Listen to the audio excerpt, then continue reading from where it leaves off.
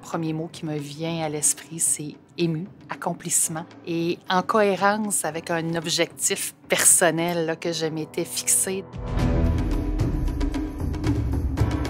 Le titre CRHA, il est porteur d'engagement, porteur d'une responsabilité qui va au-delà de qui je suis. Plusieurs qui me connaissent, plusieurs qui sont au fait de l'entreprise familiale que nous avons pourraient penser que c'était un chemin quasiment attendu et assuré. Je pense que c'est un choix aussi très réfléchi. Pour moi, ce qui est important, c'était d'arrimer la posture et de mettre l'humain à l'avant-plan. Ce qu'il faut dire aussi, c'est que Drolet-Douville avait une belle expertise arrêtée en gestion d'employés difficiles. Et quand, justement, le harcèlement psychologique est arrivé, on s'est dit, est-ce que c'est en continuité? Est-ce qu'on peut emmener ce produit-là, cette opportunité-là, vers quelque chose de différent? Et ça, pour moi, ça faisait sens. Donc, on partait de quelque chose qui était une signature de Drolet-Douville, mais qui prenait une saveur qui était plus moi. Je comprenais l'importance aussi d'être visionnaire, l'importance d'aller chercher quelque chose qui, à ce moment-là, on était dans les balbutiements là, des dispositions sur le harcèlement psychologique. J'y voyais une belle opportunité de faire une différence en organisation, d'accompagner, d'outiller. C'est un mandat qui faisait peur aux gens. Le conflit déstabilise, le conflit est inconfortable. Puis je me dis, pourquoi il faut que ça soit négatif?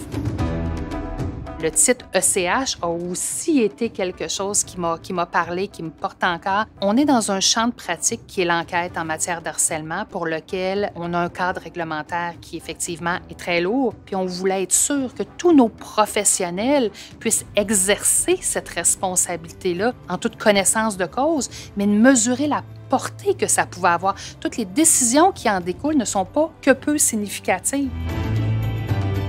Ma plus grande fierté professionnelle, c'est avant tout de savoir que j'évolue dans une firme qui est née d'un désir de vouloir faire une différence, mais de concrétiser que l'impact est au rendez-vous.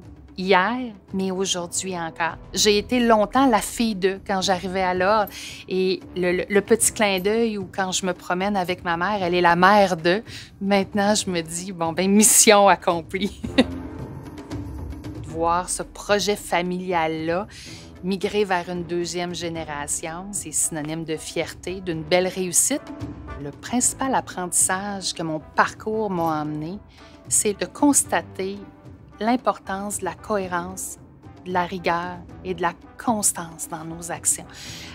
On gravite notamment en matière de harcèlement psychologique dans un milieu qui appelle l'inconfort, dans un milieu qui appelle la peur, dans un milieu qui appelle l'incertitude, puis de constater le désir de mes clients de vouloir faire une différence, mais malheureusement de se sentir démunis, puis de partir d'une situation qui semble incertaine, puis de les amener à les réconforter à chaque fois que ça se reproduit.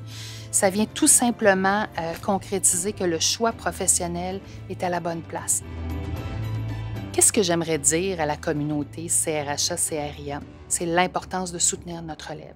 On agit dans une posture d'exemplarité. Dans certaines situations, on peut faire figure de mentor, on peut faire figure de personne accompagnatrice, de contribuer en redonnant au suivant. C'est nos professionnels de demain, mais c'est la communauté, ce bagage d'expertise-là et de pratique qui est juste mis en valeur.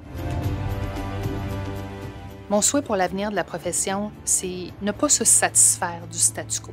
Comment le changement peut être déstabilisant, mais de réfléchir, de se re-questionner, de vouloir aller plus loin et de se dire « aujourd'hui, cette décision-là me permet-elle d'atteindre l'objectif qui est là ».